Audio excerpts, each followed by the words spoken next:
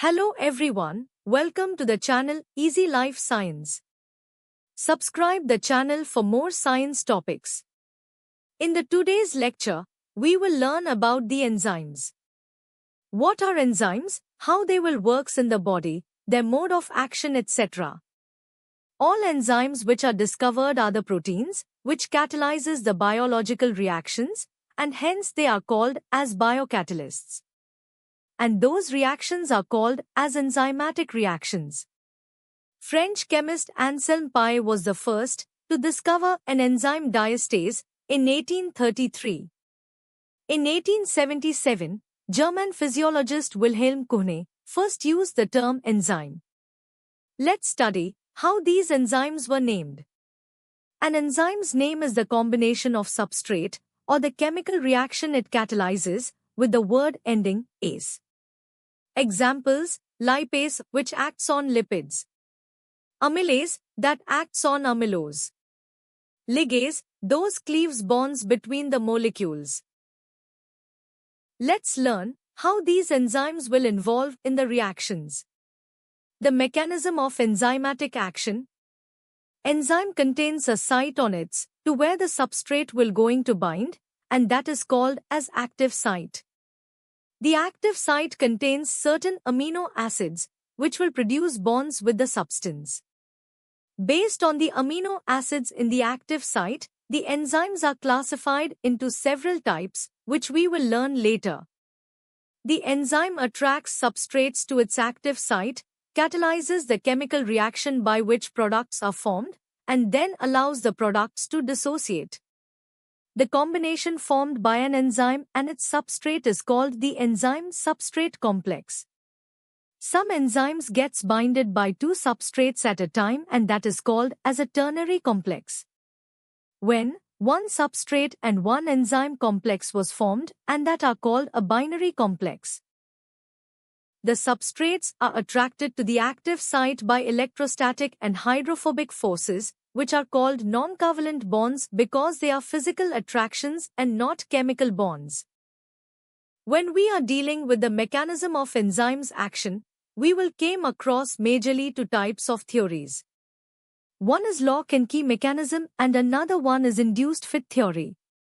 1. Lock and key hypothesis. This was suggested by Fischer in 1890. This theory works as how a particular key will going to work for particular lock. On the surface of the enzyme molecule is specific site called the active site, which has a distinctive configuration due to the unusual folding of the protein molecule and position of different chemical groups within it. Only the specific substrate molecules with the right shape can fit into the active site to form enzyme-substrate complex. Thus the substrate and enzyme molecules act as the lock and key respectively. 2. Induced fit theory. This theory is modified from lock and key hypothesis, and it was suggested by Koshland in 1959. This is based on the flexibility of the enzyme to change their structure or active site to substrate accordingly. In the presence of substrate, the active site of the enzyme may change shape to fit the substrate. That is, the enzyme is flexible and molds to fit the substrate molecule. This theory is stated based on the nature of enzyme or protein molecule is flexible enough to allow conformational changes. Coenzymes and cofactors. Coenzyme is a substance that works with an enzyme to initiate or aid the function of the enzyme. It may be considered a helper molecule for a biochemical reaction. Coenzymes are small, non-proteinaceous molecules that provide a transfer site for a functioning enzyme. Sometimes, enzymes are in an inactive state, which is known as apoenzymes. For their activity, they need an external support in the form of coenzymes or cofactors. Once these bonds to the apoenzymes, that complex is known as holoenzymes.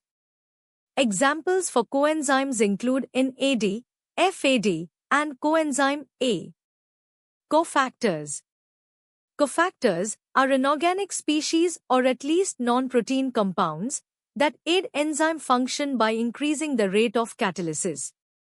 Typically, cofactors are metal ions, including iron, copper, zinc, magnesium, cobalt, and molybdenum. Example, blood clotting enzymes requires calcium ions, Ca2+, for their activity. Now, we will learn what are the factors affects the rate of an enzymatic reaction. Any biochemical reactions aided by the enzymes depends on several factors which decides the final yield. There are mainly four major factors which affects the enzymatic activity. And they are temperature, pH, enzyme concentration, as well as substrate concentration. 1. Effect of temperature. Velocity of an enzyme reaction increases with increase in temperature up to a maximum and then declines. If we draw a graph for enzymatic reaction to a temperature, a bell-shaped curve is usually observed. The temperature at which enzyme gives maximum results is called as optimum temperature. The temperature requirement will varies from enzyme to enzymes based on their existence. For example, the polymerase in PCR works at temperatures above 60 degrees. Polymerase in humans works at 37 degrees. 2. Effect of pH. Similar to the temperature, pH also results in maximum activity, is known as optimum pH. This is the basic principle for usage of buffers during enzymatic activity tests or extraction, which maintains the same pH throughout the process. 3. Substrate concentration. If an enzyme is kept constant and the substrate is increased, the reaction rate increases until a saturation point is met. At the saturation, the reaction rate stays the same, even if the substrate is increased. If the all active sites are occupied, the reaction is going at its maximum rate. Each enzyme molecule is working at its maximum capacity. Once there is no empty active sites for incoming substrate has to wait until the enzyme gets free. 4. Enzyme concentration. If the substrate is kept constant and the enzyme is increased, the reaction rate increases. The greater the enzyme, the greater the reaction rate. The rate of an enzyme catalyzed reaction is always directly proportional to the amount of the enzyme present. Let's assume you placed 100 molecules of substrate and 50 molecules of enzyme. Only 50 molecules of substrate gets involved in a reaction at a time. Similarly, you have 100 enzyme molecules but 50 substrate means the reaction will gets completed in faster speed than usual. That's why maintaining proper concentration of enzymes and substrate are important to achieve the expected rate of reaction or expected yield. Let's move to the next topic in enzymes. That is enzyme specificity. Since the amino acids in the active site are different from enzymes to enzymes, hence enzymes are specific to their substrate or specific to the reactions they involved. One enzymes won't work on too many substrate or won't involve in too many types of reactions. That means they are specific to substrate. And that selectivity types of the enzymes are as follows. Absolute specificity, group specificity, linkage specificity, and stereochemical specificity. Let's learn those types in detail. Absolute specificity. An enzyme will catalyze a particular reaction for only one substrate. That means an enzyme is specific to the substrate. Even the small change in the substrate molecule won't work. Hence, this is the most restrictive type of all specificities. Example, catalase has absolute specificity for hydrogen peroxide. Urease catalyzes only the hydrolysis of urea. Group specificity. In this case, the enzyme will act only on similar kind of substrates that have a specific functional group. For these enzymes, functional group is important than substrate structure. Example, carboxypeptidase cleaves amino acids one at a time from the carboxyl end of the peptide chain. Hexokinase adds a phosphate group to hexoses. Linkage specificity. In this case, the enzyme will act on a particular type of chemical bond, irrespective of the rest of the molecular structures. Example, phosphatases hydrolyzes phosphate ester bonds in all types of phosphate esters.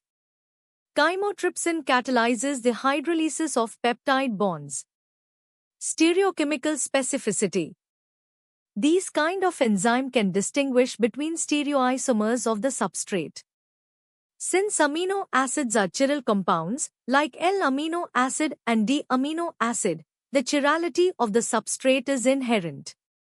Example, L-amino acid oxidase catalyzes reactions of L-amino acids, but not of D-amino acids.